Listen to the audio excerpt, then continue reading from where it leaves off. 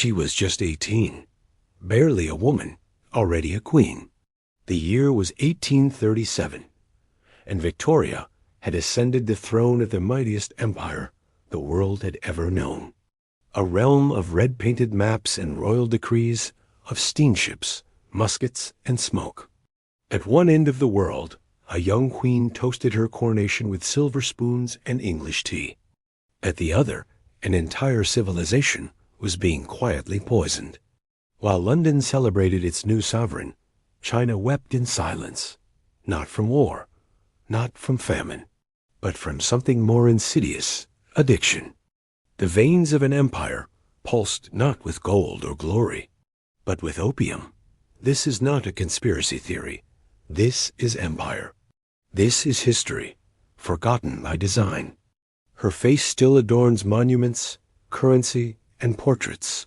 The paragon of discipline, the embodiment of virtue, the moral spine of a generation. But behind the carefully polished image was something far more dangerous. She didn't wear a crown of thorns. She wore one of poppy flowers.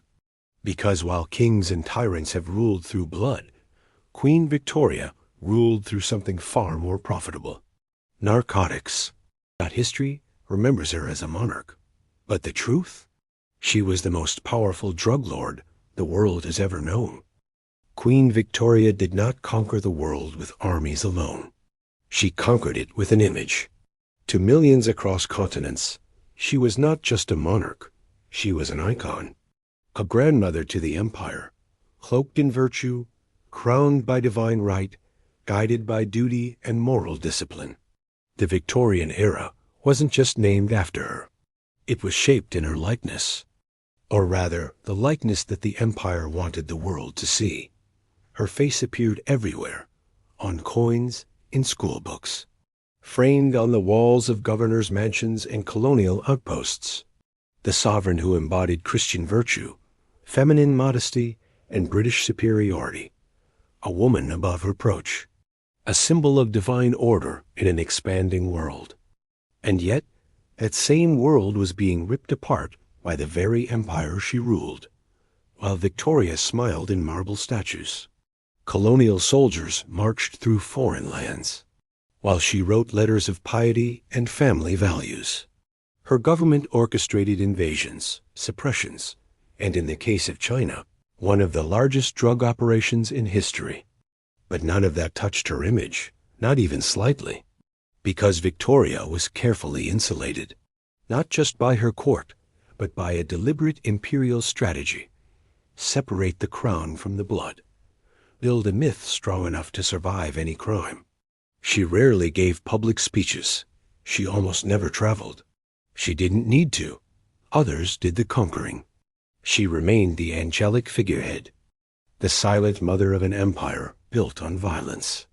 And this silence, this dignified, royal silence, is perhaps her greatest legacy, because silence in the right hands can absolve anything.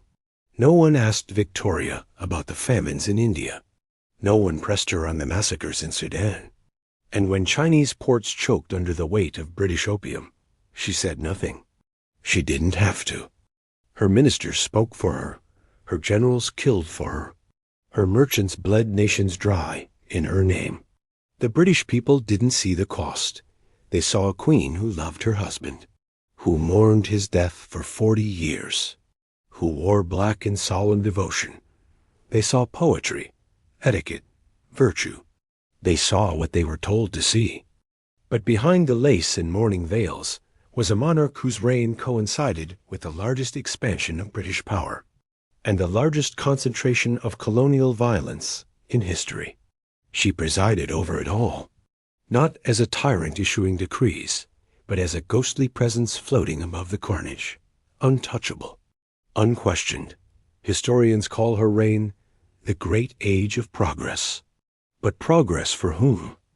Under Victoria, entire cultures were uprooted, languages erased, treasures looted.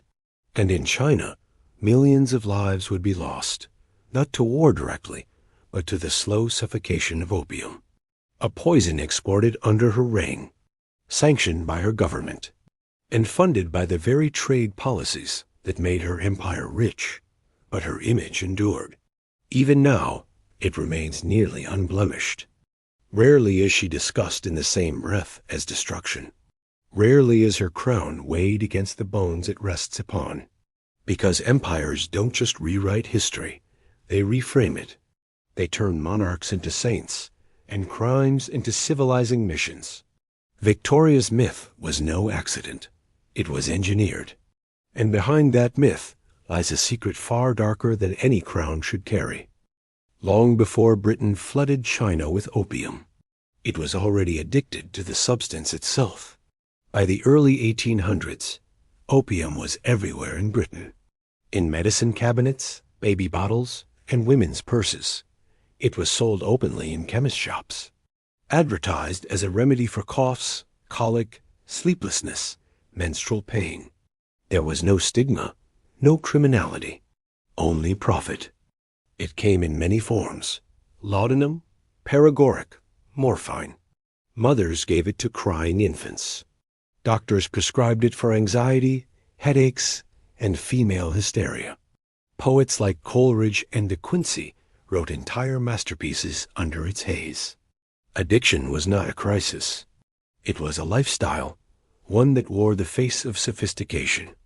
And within the royal walls of Buckingham Palace, the same substances flowed, quietly, discreetly, officially. Queen Victoria's personal physician, Sir J. Russell Reynolds, was a firm believer in the therapeutic power of cannabis and opium. He prescribed both liberally, including to the Queen herself, for menstrual cramps, for stress, for chronic pain. Victoria, known for her strict moral tone, may have lived her days under the influence of the very drugs her empire would later weaponize. There is no shame in this. Not by the standards of her time, but it reveals something crucial. Britain didn't push poison onto the world out of ignorance. It pushed it out of convenience. It knew exactly what opium did, because it had already tested it on its own population. By the 1830s, Britain had two great passions: tea and opium. The former was imported from China, the latter grown in India. But here was the problem. China didn't want anything Britain had to offer. It demanded payment in silver, a currency Britain was rapidly losing. The solution? Not diplomacy, not innovation. Addiction. The British East India Company, that strange hybrid of merchant and state, expanded poppy cultivation in Bengal, refining the process, perfecting the harvest. They built massive opium processing factories with military precision. Tens of thousands of Indian peasants were forced to grow opium instead of food. Entire communities pushed into debt and starvation to feed the empire's hunger for trade leverage. The finished product, dark, sticky bricks of refined narcotics, was loaded onto ships bound for Canton and other Chinese ports, illegally at first, then violently imposed, and no one in London blinked. Not the ministers, not the merchants, not the monarchy, because it worked. By 1836, the opium trade was solving Britain's silver deficit. The Chinese were buying, or rather, becoming hooked, and British coffers were refilling. The system was working too well to question.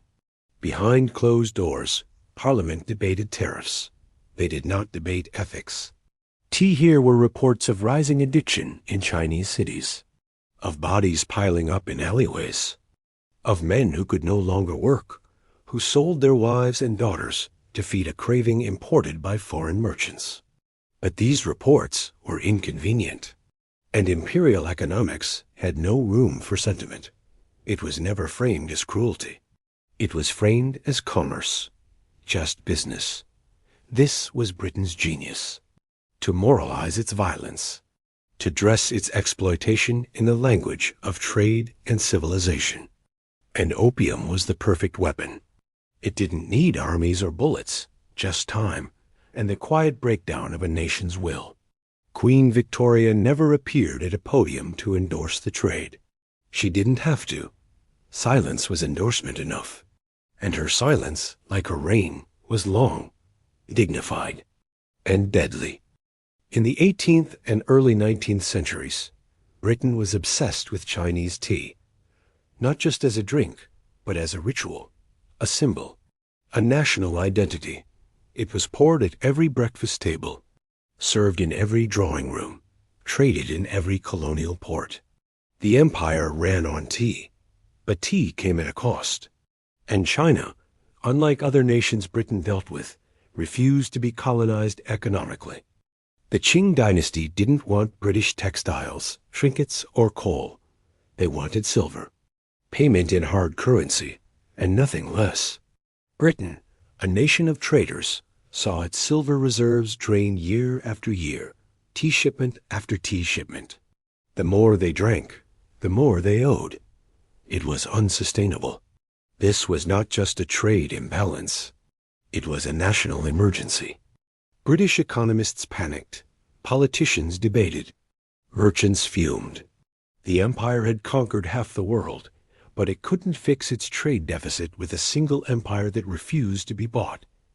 That's when someone, or everyone, looked at India. In Bengal and Bihar, vast stretches of land fell under British control. Rich in soil, perfect for a single crop, the opium poppy. The British East India Company already had a monopoly on Indian opium. What it needed now was a target market and a justification. That target was China. The justification was silence. The plan was simple: addict the Chinese elite, then the poor, then the military, then the merchants, and finally the empire itself. By 1810, British traders, many of them operating through front companies and private agents, were smuggling thousands of chests of opium into southern China. The Qing government resisted. They banned the drug repeatedly, punished users, arrested dealers. But enforcement was chaotic, and corruption ran deep. Some Chinese officials took bribes to look away. Others became addicts themselves. By 1830, the flow of silver had reversed. Britain was no longer paying China. China was paying Britain. And what was the commodity behind this miracle? Poison. The numbers were staggering. In just a few years, British merchants were selling over 1,000 tons of opium to China annually. That's millions of individual doses. Millions of private tragedies. China's economy began to falter. Its army weakened. Entire provinces fell into decay. The government begged Britain to stop. Britain refused.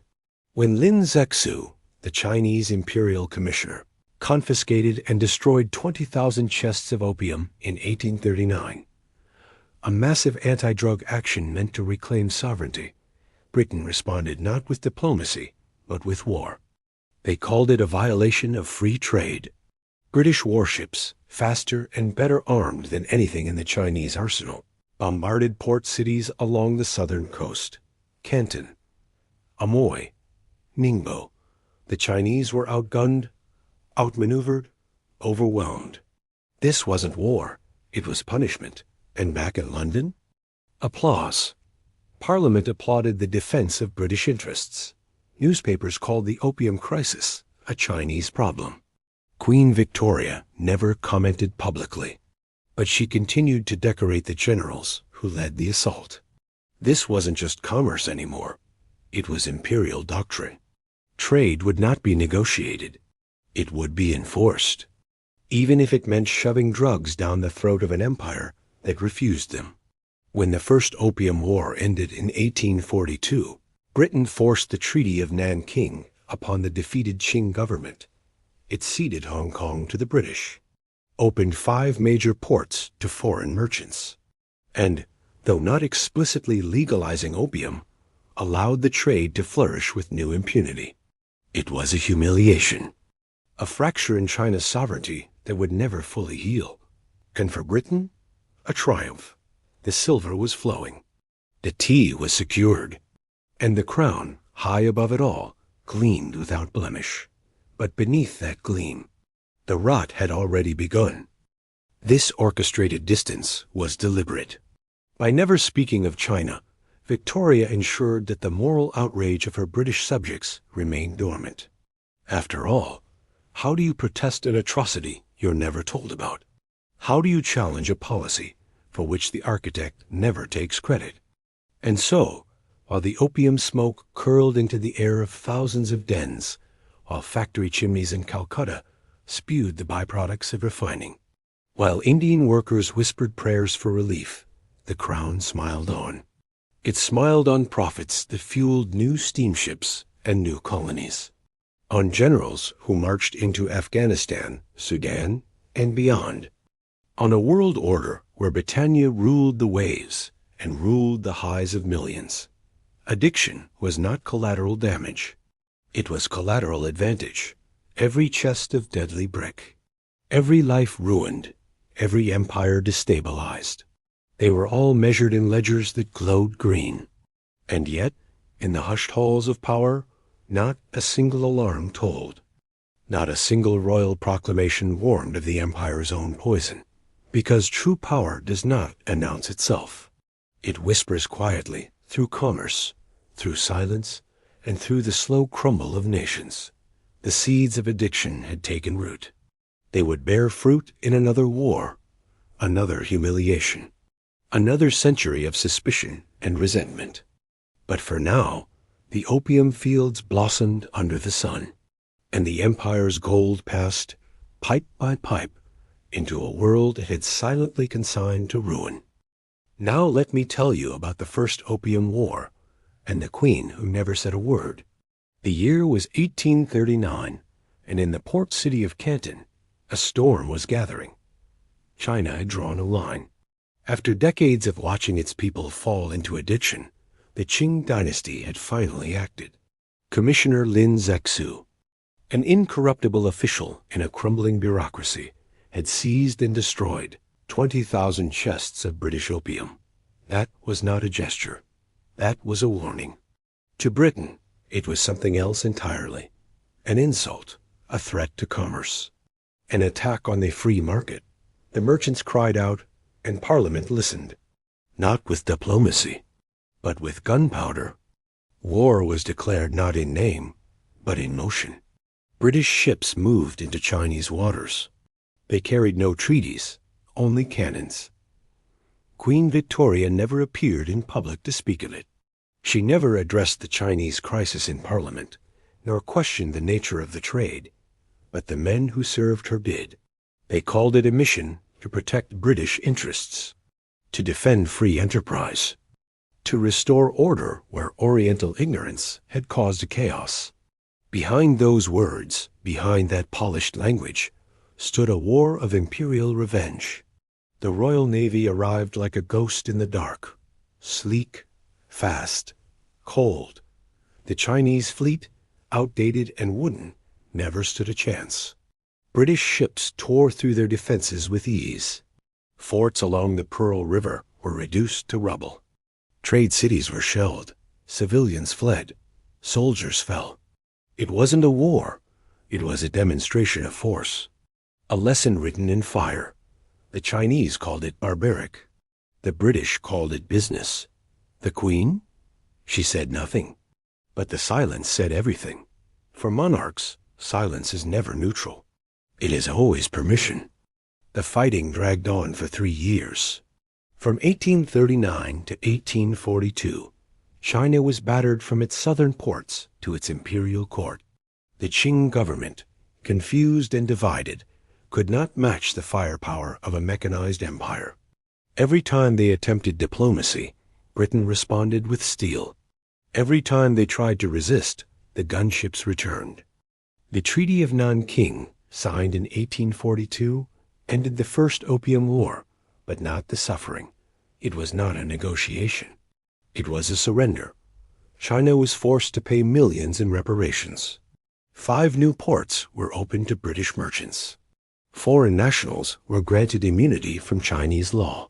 And most significantly, Britain took possession of Hong Kong. No clause in the treaty directly legalized opium, but none restricted it either. Trade would continue under British protection. The poison had been delivered, and now it was sanctioned. And back in London, There was no sorrow, no debate, no reckoning. There was only celebration. Newspapers praised the Navy. Parliament applauded the discipline of Her Majesty's forces. The opium problem, as far as they were concerned, was over. Business would resume. Profits would rise. The empire would expand. And Queen Victoria?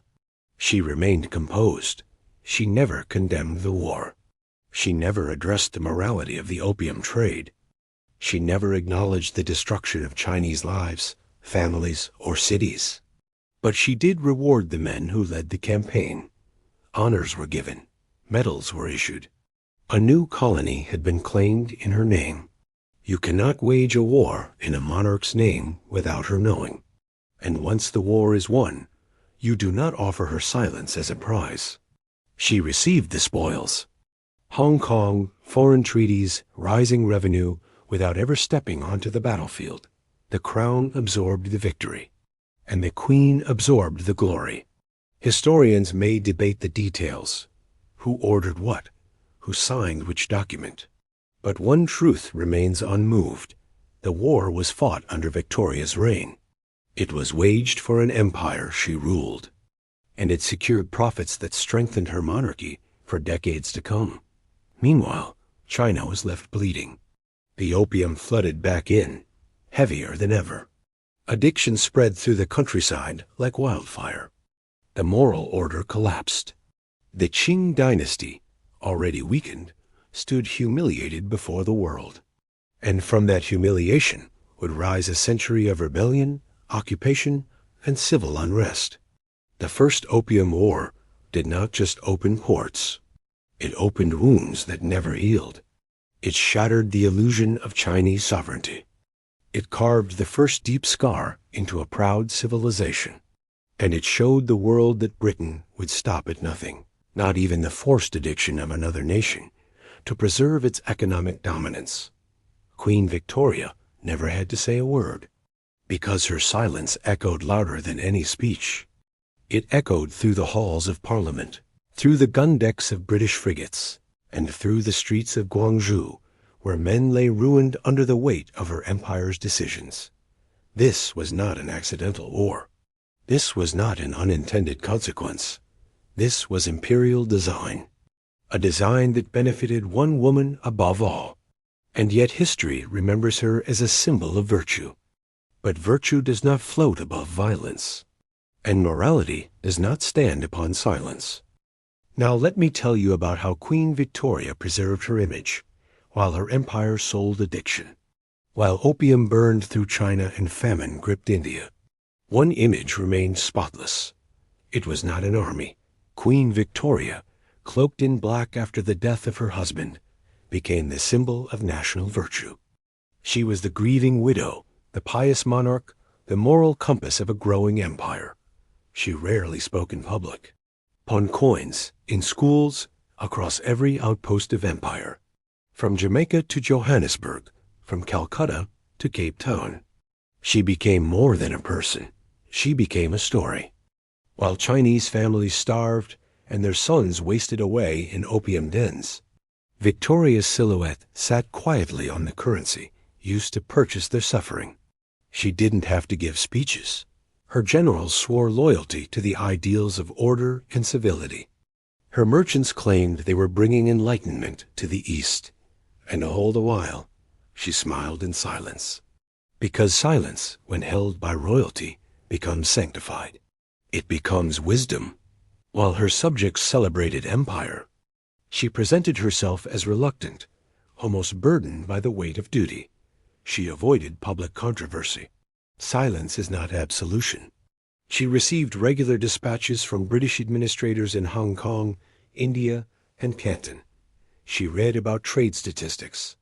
And she remained unmoved. She decorated those who had served the empire faithfully.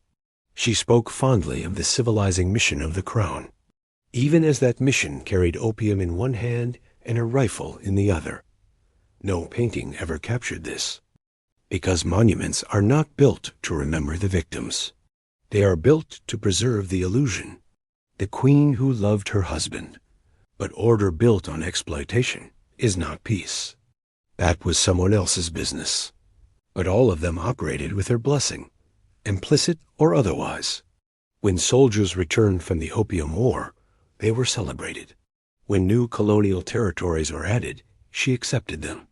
When revenue from opium poured into imperial coffers, no one asked if she would refuse it, because she wouldn't, without owning the cost, through mass addiction and political collapse. The Queen's personal physician, Sir J. Russell Reynolds, publicly endorsed cannabis and opiates as safe, reliable medicines. It was widely believed that Victoria herself used them, discreetly, of course, to manage chronic pain. In private, she may have consumed the same substances her empire exported by force. But in public, she represented moral clarity. Victoria was not a monster, and reverence shields reality. She became untouchable. And the system she represented, the system that sold addiction for profit, became untouchable too. The Victoria Cross. The myth became stronger than the truth, while cultures were dismantled, unquestioned, and no silence lasts forever.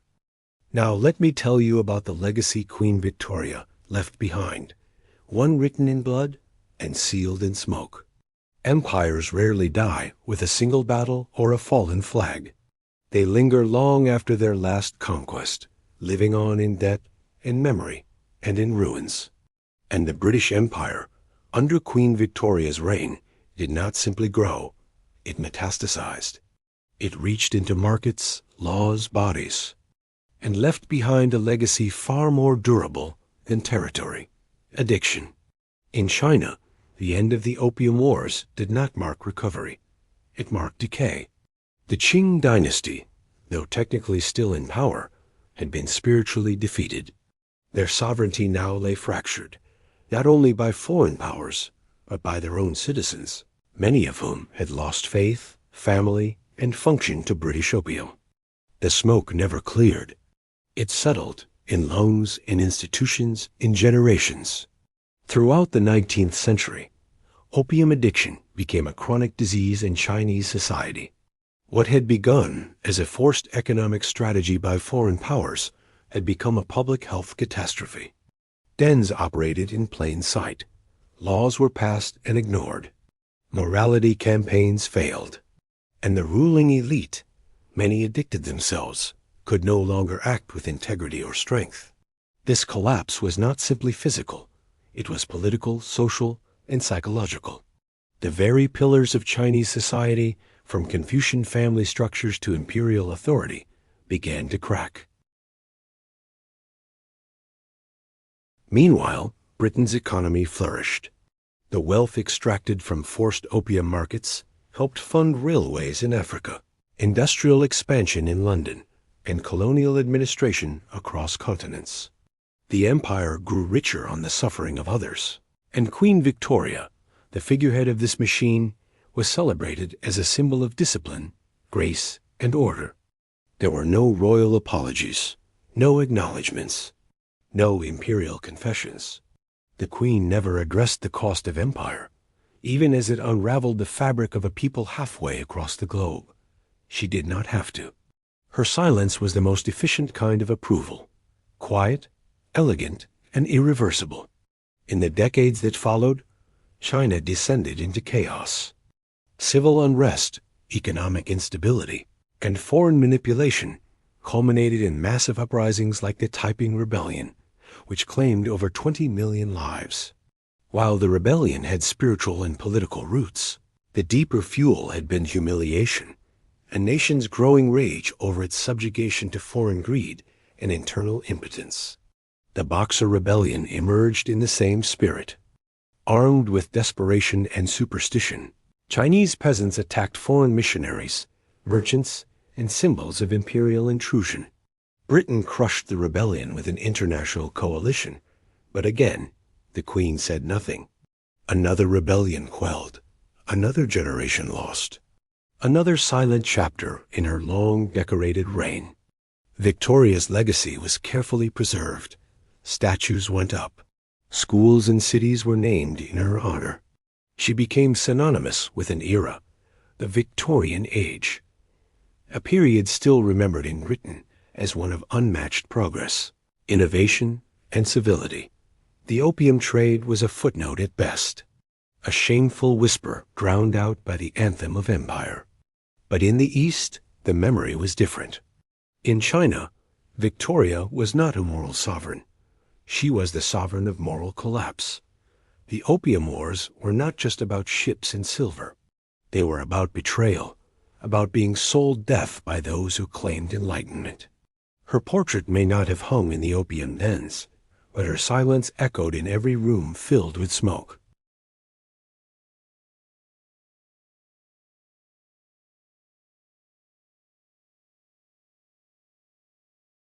Yet history rarely points its finger at Victoria.